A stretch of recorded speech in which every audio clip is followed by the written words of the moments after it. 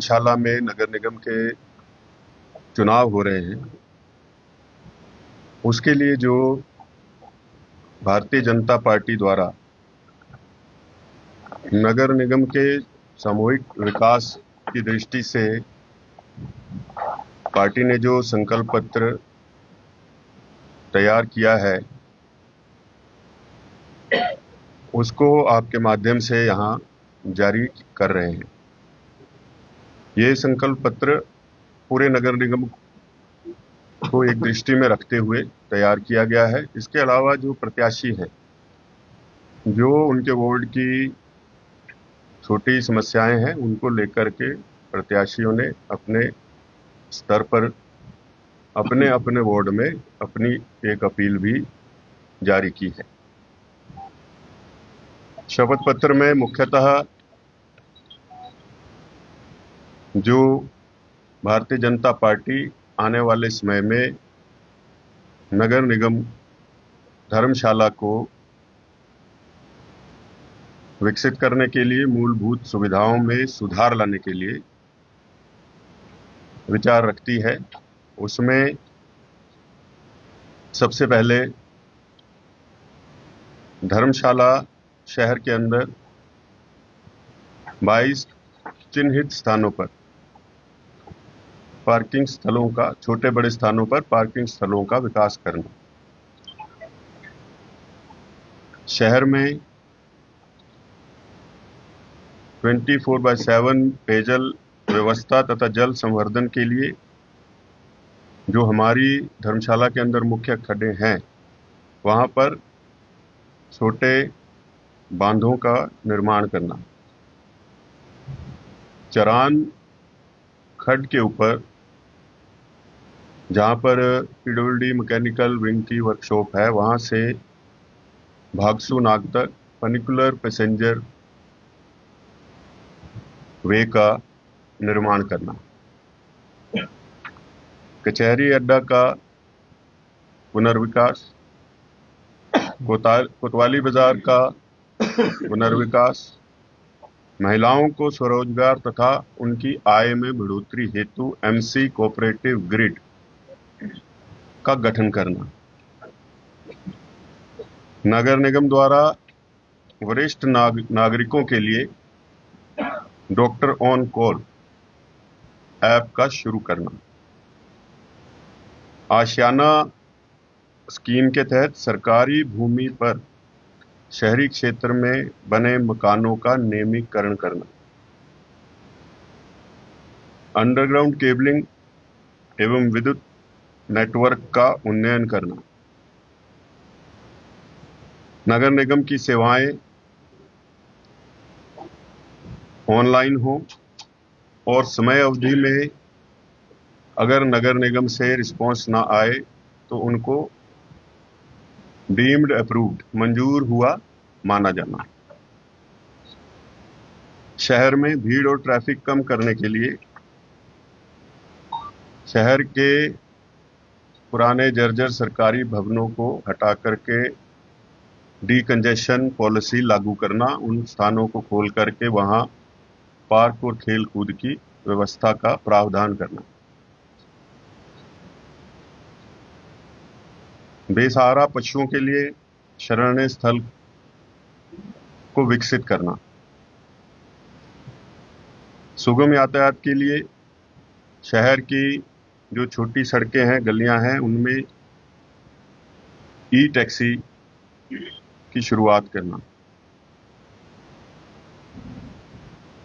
चौक चौराहों का सुंदरीकरण व कैंची मोड़ पर व्यूइंग डेक का निर्माण। धर्मशाला बस अड्डे का निर्माण एवं कोतवाली बाजार से उसकी सीधी कनेक्टिविटी करना। जो शहर के अंदर धर्मशाला में स्थानीय कलाकार हैं, उनके लिए कला केंद्र का निर्माण करना। खनियारा में पटोला ग्राउंड के अंदर फुटबॉल एकेडमी का निर्माण करना। उसके साथ साथ स्मार्ट मल्टीपल स्विमिंग एरिया का निर्माण करना। शहर के चिन्हित स्थानों पर साइकिलिंग व जॉगिंग ट्रैक्स का निर्माण। जो शहर के अंदर मुख्य मेले होते हैं उनके छिंज मैदानों का पुनर्निर्माण करना। धर्मकोट में खेल मैदान और धर्मकोट में ही हेलीपैड का निर्माण करना। नगर निगम के छूटे हुए क्षेत्रों में जहां तक अभी सीवरेज नहीं पहुंची है, वहां भारत सरकार के DRDO द्वारा डिसेंट्रलाइज्ड सीवरेज प्रणाली को शुरू करना।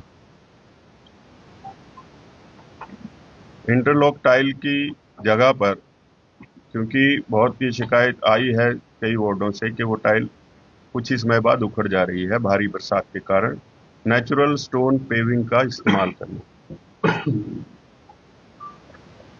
सिद्ध गौरिया मंदिर, सिद्धबाड़ी एवं अन्य मुख्य धार्मिक स्थलों के परिसरों का सौंदर्यीकरण करना। युवाओं के लिए मल्टी स्पोर्ट्स जोन का निर्माण करना।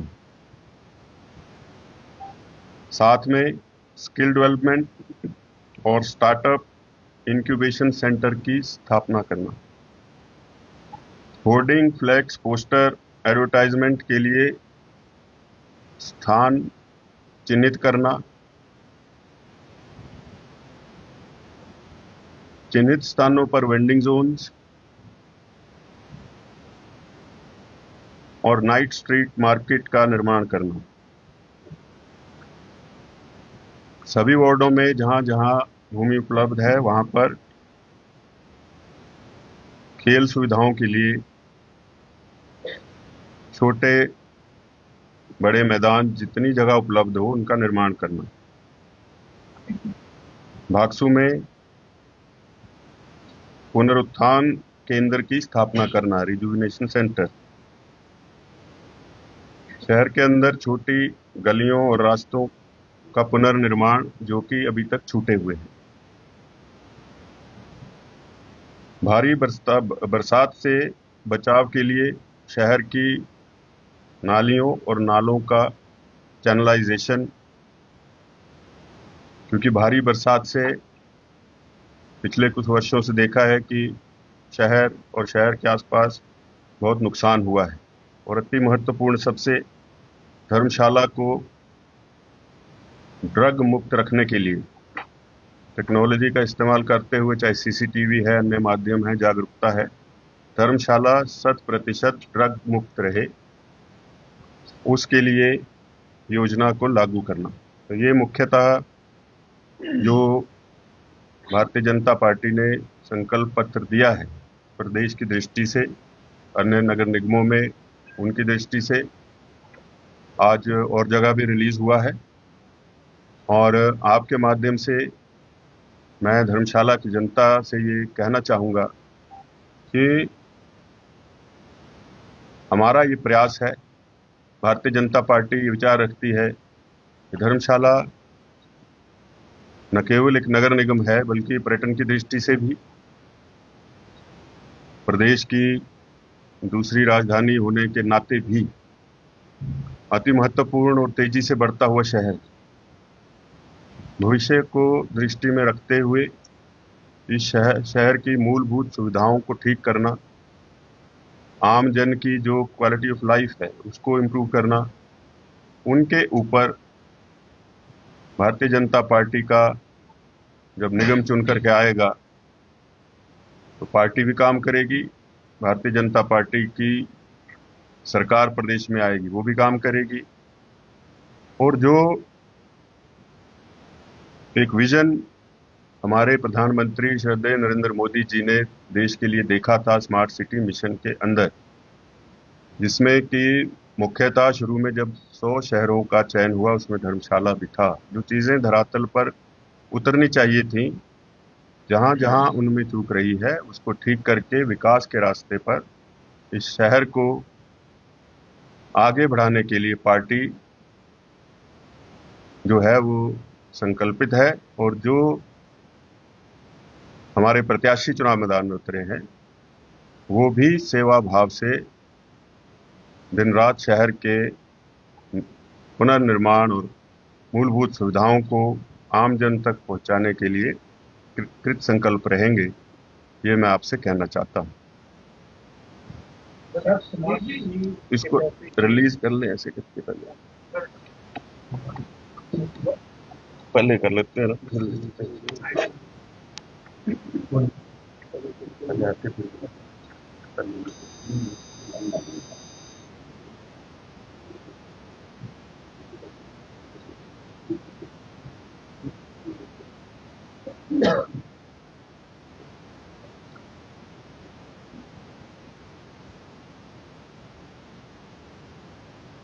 धन्यवाद।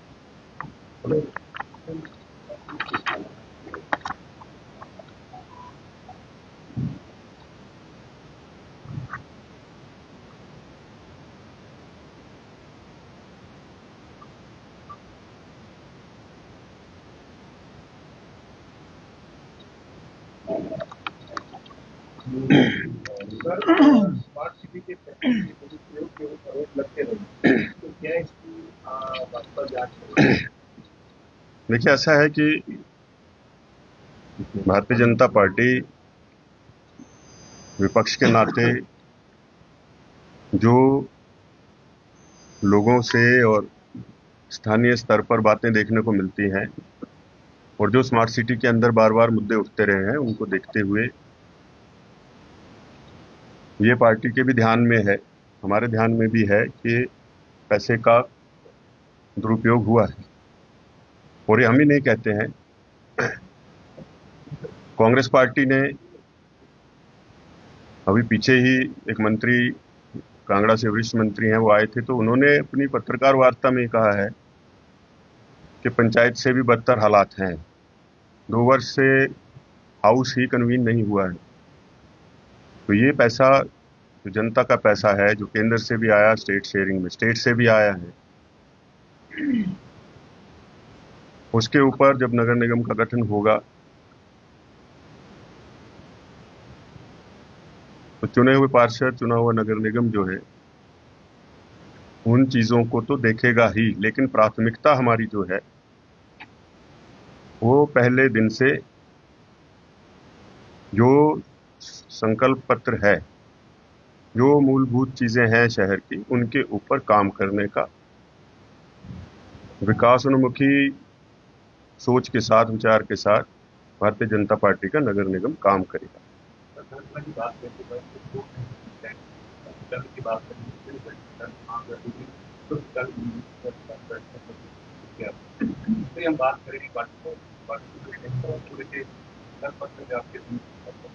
देखिए, ऐसा है, शौचालय का निर्माण, वाटर कूलर है, स्ट्रीट लाइट है, ये चीजें जो स्मार्ट सिटी की डीपीआर बनी थी उसके अंदर भी थी, धन का प्रावधान भी था, और ये किसी भी शहर के अंदर होनी ही है। संकल्प पत्र के अंदर वो चीजें हैं जो उन चीजों से हट करके शहर के अंदर नई चीजें क्या करेंगे। और ये सही बात है कि पर्यटक स्थल होने के बावजूद मुख्य रूप से बहुत स्थानों पर, अभी भी अधिकांश स्थानों पर सार्वजनिक शौचालय की व्यवस्था नहीं हो पाई। और आप हैरान होंगे कि इसमें पूर्व में जब शांता कुमार जी सांसद थे, उस समय उनकी सांसद निधि से भी 8 स्थानों के लिए धनराशि आई थी, वो भी खर्च नहीं हो पाई, पैसा लैप्स हो गया। तो इसके ऊपर गंभीरता से काम किया जाएगा, न केवल पर्यटकों के लिए है बल्कि स्थानीय लोगों के लिए भी है, क्योंकि बहुत सारे स्थान और बाजार हमारे ऐसे हैं जहाँ पर ये अभी तक व्यवस्था हो ही नहीं पाई है। जगह भी है, सिर्फ इच्छा शक्ति की बात है, जो कि अभी तक की जो व्यवस्था रही है नगर निगम के अंदर, मुझे लगता है उसके अंदर नहीं थी। आपने 32 अंतरिम रूप लेकिन इसमें ये कहीं नहीं बताया गया कि इनके लिए बजट का प्रावधान कहाँ से होगा, क्योंकि नगर निगम की वित्तीय स्थिति वो आय से यदि उनका सैलरी और पेंशन और अन्य बिना उसपे ग्रांटेड एड जो है वो प्रदेश सरकार से भी मिलती है, लेकिन ऐसा भी कोई मिलती नहीं। तो ये 32 जो संकल्प हैं मेरे पास, ये कैसे पूर्ण होंगे और इसके लिए बजटीय प्रावधान कैसे? देखिए ऐसा है कि इसी से ये है कि इसमें रेप्यूटेशन है जो 542 करोड़ रुपया स्मार्ट सिटी का बजट है, इनमें से अधिकतर योजनाएं उसी को शुरुआती है। तो ये कैसे सुनिश्चित होगा कि पहले वाला पैसा जो अभी तक खाते पे नहीं दिखाई है, तो जो नया खर्च होगा उसका पारदर्शिता रहेगी या ईमानदारी जो आपका और भ्रष्टाचार आ रहा है वो कैसे? देखिए, जो ये संकल्प पत्र जारी हुआ है इसके अंदर, इसलिए मैंने कहा कि इसके अंदर जो बातें लिखी हैं ये पहली डीपीआर में जो स्मार्ट सिटी की बनी थी, आपने ठीक कहा कि उसके अंदर थी।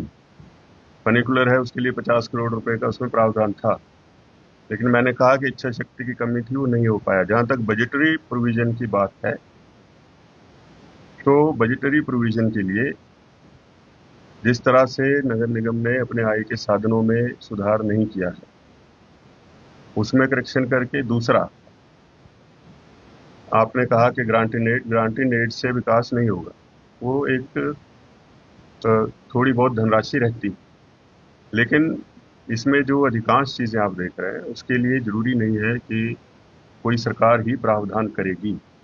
इसमें कई तरह के सरकार द्वारा प्रस्तावित मोड है, उनके अंदर बात करके इन्वेस्टमेंट लाकर भी, ताकि शहर के अंदर वो चीजें समय अवधि के अंदर पूरी हो सके और उसका भार आम नागरिक पर ना पड़े। जिस तरह से रोपवे लगा, लेकिन रोपवे का किराया इतना कि उस पर आम आदमी नहीं बैठ सकता, तो उन सारी चीजों को ध्यान में रखते हुए इसके लिए प्रावधान किया जाएगा।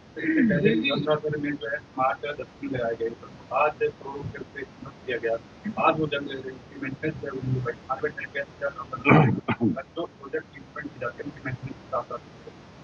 देखिए, जो डस्टबिन लगे थे वो धर्मशाला में देश में पहली बार लगे, उसके बाद वो बेंगलोर, बनारस, ऐसे देश के कई शहरों में लगे हुए हैं, काम कर रहे हैं। ये सिर्फ धर्मशाला के अंदर है कि वो योजना पूरी तरह से विफल हो गई, क्योंकि एक उसमें प्रावधान 4 वर्ष के ONM का था, ऑपरेशन एंड मेंटेनेंस। उस शर्त को नगर निगम ने लागू नहीं रखा।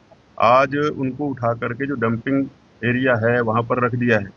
तो ये अपने आप में एक बहुत बड़ी लापरवाही नगर निगम के स्तर पर रही है, जो कि आज जिसका एग्जाम्पल पूरा देश देता है कि टेक्नोलॉजी अच्छी है।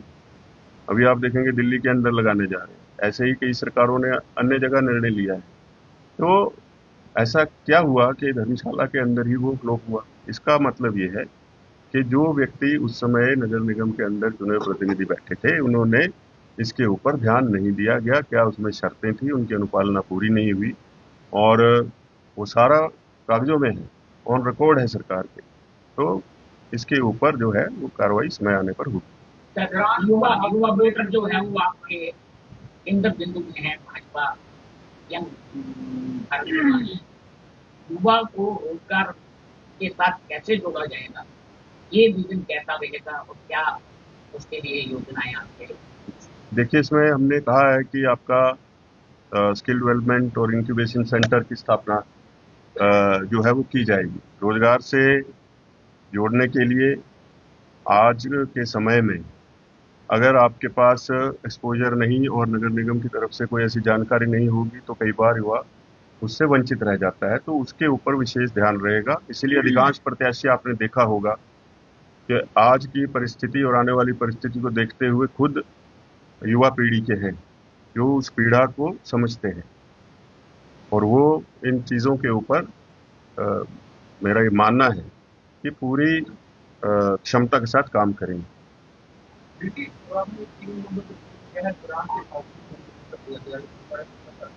देखिए, ये स्मार्ट सिटी की पहली डीपीआर में प्रपोज था, 50 करोड़ रुपए का उसमें प्रावधान भी था, लेकिन किसी वजह से ये धरातल पर नहीं उतरा है। फर्नीकुलर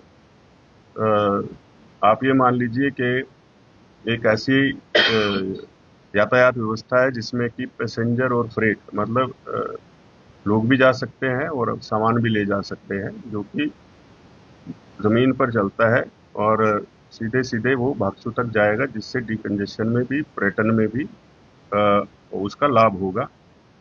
1905 में पहला फनिकुलर जो है वो बरूट जो पावर प्रोजेक्ट है उसके लिए लगा था। 1905 के बाद देश के अंदर दूसरा फनिकुलर नहीं लगा, तो उसी दृष्टि से इसके ऊपर काम होगा। धन्यवाद। धन्यवाद बहुत बहुत।